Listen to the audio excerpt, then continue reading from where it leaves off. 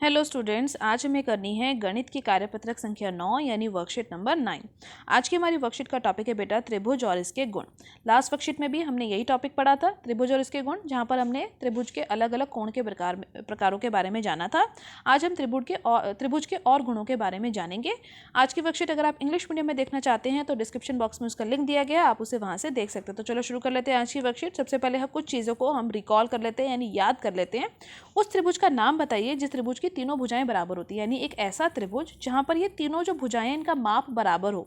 तो ऐसे त्रिभुज को हम बोलते हैं समबाहु त्रिभुज, यानी जिसकी सारी भुजाओं का माप बराबर होता है। तो ऐसा त्रिभुज क्या होता है? समबाहु त्रिभुज। ठीक है बेटा। इसके बाद बोला हुआ है, क्या आप किसी ऐसे त्रिभुज के बारे में जानते हैं जिसकी दो भुजाएं बराबर हो? तो उस त्रिभुज का भी आप नाम बताइए। ऐसा त्रिभुज जिसमें दो भुजाएं बराबर हो वो होता है समद्विबाहु त्रिभुज, यानी जिसमें दो बाजुएं यानी दो भुजाएं बराबर हो, समद्विबाहु त्रिभुज। ठीक है, जिसमें दो भुजाएं बराबर हो। पहले वाले में तीन थी, इसमें दो भुजाएं बराबर है। इसके बाद आपसे बोला गया है कि उस समद्विबाहु त्रिभुज के कोणों में भी क्या कोई संबंध होता है? यहाँ पर तो दो भुजाएं बराबर थी, क्या इसके कोण भी आपस में बराबर होते हैं? तो चलो जान लेते हैं। एक्टिविटी यानी क्रियाकलाप के द्वारा इसको हम जानते हैं। अब हम शुरू कर लेते हैं बेटा आज की जो हमें क्रियाकलाप यानी एक्टिविटी करनी है, एक्टिविटी नंबर 1, जिससे हम जानेंगे कि समद्विबाहु त्रिभुजों के कोणों में क्या संबंध होता है। तो आप एक पेपर लीजिए, एक पेपर पे एक समद्विबाहु त्रिभुज को ड्रॉ कीजिए, बिल्कुल ऐसे ही। ठीक है, यहाँ पर दो भुजाएं आपको बराबर लेनी है, यानी अगर ये आप 8 सेंटीमीटर की भुजा ले रहे हैं तो ये भुजा भी आपको 8 सेंटीमीटर की लेनी है और कॉपी पेपर पे इसको ड्रॉ करना है। कोई बच्चे 10 सेंटीमीटर भी ले सकते हैं, यानी 10 सेंटीमीटर की भुजा भी ले सकते हैं, कोई 8 भी ले सकते हैं। तो इस प्रकार का एक त्रिभुज आप एक पेपर पे बना लीजिए।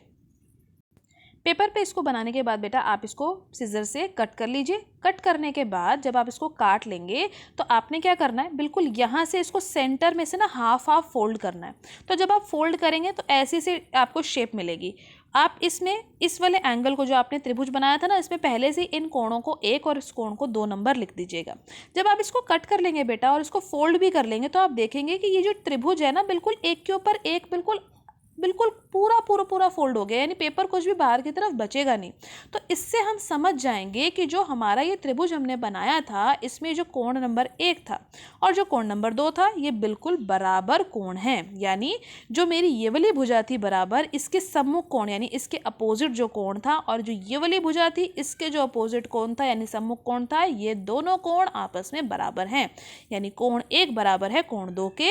यानी समद्विबाहु त्रिभुज में जो हमने पढ़ा था, इसमें जो सम्मुख कोण होते हैं वो बराबर होंगे। यानी समद्विबाहु त्रिभुज में आमने सामने वाले जो कोण होंगे वो बराबर होंगे, जो बराबर भुजाओं के सामने वाले कोण होंगे वो बराबर होंगे। देखो, इस भुजा के जो सामने वाला कोण था वो 1 था, इस वाली भुजा के सामने वाला कोण था 2, और यही दोनों भुजाएं हमारी बराबर थी। तो समद्विबाहु त्रिभुज में आमने सामने की भुजाएं बराबर होती हैं और आमने सामने की भुजाओं के जो सम्मुख कोण है वह भी बराबर होते हैं, यानी कोण 1 बराबर होगा कोण 2 के। पहले क्रियाकलाप द्वारा हमने ये समझ लिया।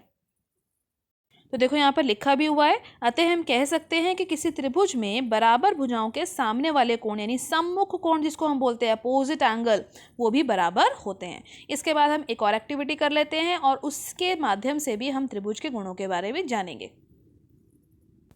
अब जो हमें एक्टिविटी करनी है बेटा, उसमें आप क्या करेंगे, एक कॉपी पर इस तरीके से, एक पेपर पर इस तरीके का एक त्रिभुज बनाएंगे। यहाँ पर जो त्रिभुजों की भुजाएं हैं वो आप जितनी मर्जी ले सकते हैं, यहाँ पे कोई बराबर भुजाएं लेने की जरूरत नहीं है। किसी भी मान के या किसी भी नॉर्मल जो आप त्रिभुज बनाते हैं ना, उस तरीके का कोई भी त्रिभुज आप बनाइए और उसको पेपर से कट कर लीजिए।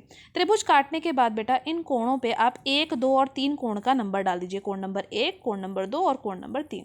इसके बाद सीजर से या फिर हाथ से बेटा इन तीनों कोणों को इस तरीके से फाड़ लीजिए, मतलब एक कोण ऐसे अलग कर लीजिए, एक यहाँ से अलग कर लीजिए। इतना करने के बाद आप अपनी कॉपी पे एक सीधी रेखा खींचिए, बिल्कुल इस तरीके से। ठीक है, सीधी रेखा खींचने के बाद जो 3 भाग आपने अलग अलग किए थे ना, ये तीनों पार्ट्स जो ट्रायंगल के जो त्रिभुज के काट के अलग अलग कर लिए थे, इन तीनों भागों को इस रेखा के ऊपर एक बिंदु बनाइए P, और उस बिंदु के ऊपर इन कोणों को रखते हुए इनको रख दीजिए। तो आप देखेंगे बेटा कि जो आपने रेखा बनाई थी, ये तीनों कोण बिल्कुल उस पर एकदम फिट हो जाएंगे, बिल्कुल अच्छे से। और आपने पढ़ा था अगर एक रेखा इस तरीके से बट जाती है तो ये क्या कहलाते हैं, रैखिक युग्म। और ये जो मेरे कोण 1, 2, 3 थे, रैखिक युग्म में जो कोण होते हैं उनका योग होता है 180 डिग्री। तो यानी ये जो मेरे कोण थे 1, 2, 3, इनका योग जो हो जाएगा वो हो जाएगा 180, क्योंकि ये क्या बना रहे हैं, रेखा के ऊपर ये बना रहे हैं रैखिक युग्म। ठीक है ना, ये रैखिक युग्म बना रहे हैं, तो इसीलिए हम कह सकते हैं कि त्रिभुज के तीनों जो अंदर बनने वाले कोण थे, यही तो थे ना 1 2 3, तो हम कह सकते हैं कि त्रिभुज के 3 अंत्य कोणों का जो योग है वो 180 होता है। यानी त्रिभुज के अंदर बनने वाले ये जो तीनों कोण है 1 2 3, इनको जब भी हम जोड़ेंगे किसी भी प्रकार के त्रिभुज में तो योग होगा 180 डिग्री। यही हमारी त्रिभुज का दूसरा गुण है। इसके बाद हम पढ़ लेते हैं आज आगे की वर्कशीट में और क्या गुण हमें पढ़ने हैं, तो चलो देख लेते हैं। आगे की वर्कशीट में बेटा हमें बोला गया है कि 3 आपको यहाँ पर मेजरमेंट दे रखे हैं, यानी माप दे रखे हैं। आपको बताना है कि क्या ये त्रिभुज खींचे जा सकते हैं या नहीं। तो आपको याद रखना है किसी भी प्रकार के त्रिभुज को खींचने के लिए यानी बनाने के लिए 2 भुजाओं का माप अन्य जो का योग जो है वो तीसरी भुजा के माप योग से अधिक आना चाहिए। मतलब क्या है इसका, देखिए समझिए। 2 भुजाओं का माप का योग यानी किसी भी 2 साइड्स को योग मतलब को जोड़ ले हम तो वो तीसरी भुजा से बड़ा आना चाहिए। तो चलो करके देखते हैं हम इसको, है ना, तभी हमें समझ आ पाएगा। हमने क्या करना है, ये जो मेरा तीसरा पार्ट दे रखा है ना, मैं इससे शुरू कर रही हूँ। देखो 6 और 3 को जोड़ो, 6 और 3 को जोड़ते हो तो कितना होता है 9, ठीक है। और तीसरी जो भुजा बच गई वो थी 2, तो क्या 9 2 से बड़ा है? हाँ बड़ा है, बिल्कुल ठीक है। अब बाकी की भुजाओं को जोड़ते हैं, एक एक करके 2 2 करके जोड़ना है। 3 और 2 को जोड़िए, कितना आता है 5। तीसरी कौन सी बच गई थी 6, क्या ये 6 से बड़ा है? नहीं। तो इस प्रकार का त्रिभुज मैं नहीं बना सकती क्योंकि 6 तो बड़ा नहीं है। तो बड़ा का निशान बनाया और मैंने इसको काट दिया, यानी ये बड़ा नहीं है 6 से जो बची हुई भुजा थी। तो यानी इस प्रकार का त्रिभुज तो मैं नहीं बना सकती। दूसरे भाग पे आ जाते हैं, 2 2 करके जोड़ते हैं। देखो 6 और 3 को जोड़ो, कितना आता है 9। 9 जो है बची हुई भुजा थी 7, उससे बड़ा है? हाँ बड़ा है, हमें पता है। अब पीछे वाले दोनों को जोड़ते हैं, 6 और 7 को जोड़ो, 6 और 7 को जोड़ोगे कितना आएगा 13 आएगा ना। अब 13 जो है बची हुई भुजा कौन थी 3, इससे बड़ा है? हाँ बड़ा है, तो ये भी ठीक हो गया, बिल्कुल ठीक है। अब तीसरे वाले पे आ जाते हैं। तीसरे में कौन कौन बचा, ये देखो, ये 3 बचा और ये 7 बचा। इन दोनों को जोड़ो, कितना होता है 10। 3 और 7 10, बची हुई कौन है 6। क्या 10 6 से बड़ा है? हाँ 10 6 से बड़ा है, तो यानी ये वाला त्रिभुज तो हम बना सकते हैं। हाँ हो जाएगा। पहले वाला भाग मैं आपके लिए छोड़ रही हूँ बेटा, आप इसको करके देखिए और कमेंट सेक्शन में मुझे बताइए कि क्या ये पहले भाग वाला त्रिभुज जिसकी भुजाएं हैं 2 सेंटीमीटर 3 सेंटीमीटर और 5 सेंटीमीटर, क्या हम इसको बना सकते हैं या नहीं बना सकते। याद रखिएगा त्रिभुज की कौन सी प्रॉपर्टी यानी कौन से गुण का आपको यहाँ इस्तेमाल करना है, जो यहाँ पे लिखा हुआ है, यानी त्रिभुज की 2 भुजाओं का योग जो है वो तीसरी भुजा से बड़ा होता है। ये आपको इस्तेमाल करके देखना है। इसके बाद हम कर लेते हैं आओ अभ्यास करो वाले प्रश्न। बेटा आपने जो 2 एक्टिविटीज़ अभी यहाँ पर करी हैं उसे भी आप कॉपी में ज़रूर कीजिएगा, पेस्ट कीजिएगा उस कटिंग एंड पेस्टिंग को, जो आपने कटआउट्स काटे हैं ना उसको पेस्ट कीजिएगा और वो भी अपने सब्जेक्ट टीचर को ज़रूर सेंड कीजिएगा। पहला प्रश्न देखिए, आओ अभ्यास करें का पहला प्रश्न क्या है, निम्न में x का मान ज्ञात करना है। देखो त्रिभुज बने हुए और त्रिभुज के अंदर 3 कोण बने हुए हैं। तो अभी आपने पढ़ा था ना, त्रिभुज के अंदर बनने वाले जो आंतरिक कोण है उन तीनों का योग कितना होता है 180 डिग्री। यानी यहाँ पर जो x लिखा हुआ है, जो 50 लिखा हुआ है और जो 60 डिग्री का कोण लिखा हुआ है, इनका जो योग है यानी जो जोड़ने पर आएगा वो आएगा 180 डिग्री। अब x तो जुड़ेगा नहीं, x तो ऐसे ही रहेगा। 50 और 60 को जोड़ लेंगे कितना आएगा 110 बराबर है 180 के। तो x का मान आपके पास कितना आ जाएगा 180, और ये जो 110 यहाँ लिखा हुआ है ये 180 के पास चला जाएगा, यहाँ जमा हो रहा है तो सामने की तरफ जाके घटा हो जाएगा। तो x का मान आपके पास आ जाएगा 70 डिग्री। ठीक है, पहला प्रश्न समझ आ गया आपको। दूसरे प्रश्न में देखिए बेटा, त्रिभुज बना हुआ है, एक कोण है x, एक है 30 डिग्री और तीसरे पे ये स्क्वायर बना हुआ है। स्क्वायर बनने का मतलब क्या होता है, कितने डिग्री का कोण होगा, ये 90 डिग्री का कोण होगा। तो इसमें भी आप क्या करेंगे, तीनों कोणों का योग होता है 180, तो 90 जमा 30 जमा x बराबर है 180 डिग्री। यानी x 90 और 30 को जोड़ेंगे तो 180 के बराबर होगा।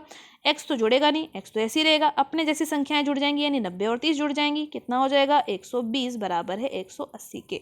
अब 120 तो x में जुड़ नहीं सकता, वो किसके पास जाएगा 180 के पास जाएगा, और यहाँ जमा हो रहा था वहाँ जाते समय ये हो जाएगा घटा। तो x का मान आपके पास आ जाएगा 60 डिग्री।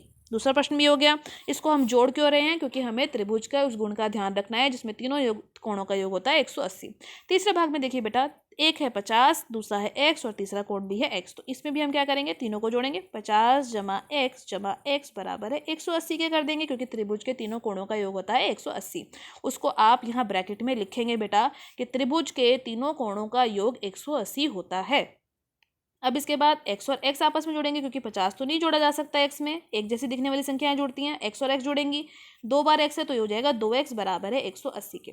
अब 50 तो 2x में नहीं जुड़ सकता, तो 2x तो यहीं रहेगा और 50 चला जाएगा 180 में से घटा होने के लिए, क्योंकि ये तो यहाँ पे जुड़ रहा था, दूसरी तरफ जाएगा तो घटा होगा। तो 2x बराबर आ जाएगा बेटा 130 के। 2 जो है x के साथ गुणा हो रहा है सामने की तरफ, यानी 130 के पास इसको जाना होगा, तो ये 130 से भाग हो जाएगा। अब 130 को 2 से भाग करने का मतलब 130 का आधा कर दीजिए। 130 का आधा कितना होता है 65, तो यानी यहाँ पर आपका उत्तर आ जाएगा 65 डिग्री, यानी 65 डिग्री, जो कि x का मान होगा। इसके बाद हम कर लेते हैं प्रश्न नंबर 2।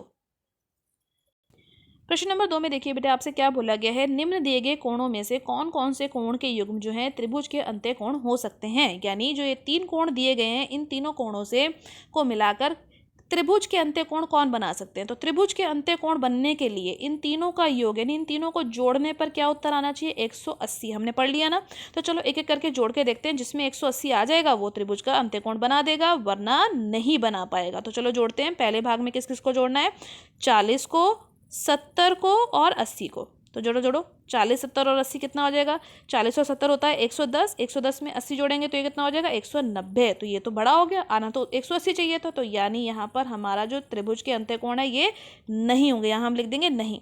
अगले वाले में जोड़ते हैं, 20 जमा 95 जमा 65, इसको जोड़ेंगे तो कितना आ जाएगा, जल्दी सोच के बताइए। यहाँ आपका उत्तर आएगा 180। तो हाँ, यहाँ पर आपके ये जो अंत्य कोण है ये बन पाएंगे त्रिभुज के अंत्य कोण। अगला वाला जोड़ लेते हैं। अगले वाले में देखिए किस किसको जोड़ना है, 45 जमा 55 जमा 80। तो यहाँ पर भी बेटा जब आप जोड़ेंगे तो ये आ जाएगा 180 डिग्री, और यहाँ पर भी हम लिख देंगे हाँ, क्योंकि 180 आती है तो ये अंत्य कोण बन जाएंगे। लास्ट वाले भाग में देखिए क्या है, 35 जमा 45 यानी 35 प्लस 45 प्लस 50।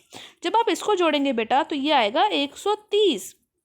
ये तो छोटा आ गया, आना क्या चाहिए था 180, तो यानी यह कोण भी अंत्य कोण नहीं बना पाएंगे, यहाँ हम लिख देंगे नहीं। तो आज की वर्कशीट में बेटा आपने त्रिभुज के बहुत से गुणों के बारे में जाना। सारे गुणों के बारे में अच्छे से अभ्यास कीजिए, अच्छे से पढ़िए। एनसीईआरटी में इससे संबंधित जो भी प्रश्न है उसको अभी प्रैक्टिस कीजिए। एक्टिविटीज़ को कॉपी में करना मत भूलिएगा, जो आपने कट एंड पेस्ट करके करनी है, और उसकी भी फोटो अपने सब्जेक्ट टीचर को टाइम से सेंड कीजिए। आज की वर्कशीट की वीडियो अच्छी लगी हो तो लाइक और शेयर करना मत भूलिएगा। चैनल पर पहली बार आए, वीडियो पहली बार देखिए तो चैनल को सब्सक्राइब कर लीजिए, ताकि आपको अगले आने वाली वीडियो की नोटिफिकेशन टाइम से मिल सके। Thank you for watching students.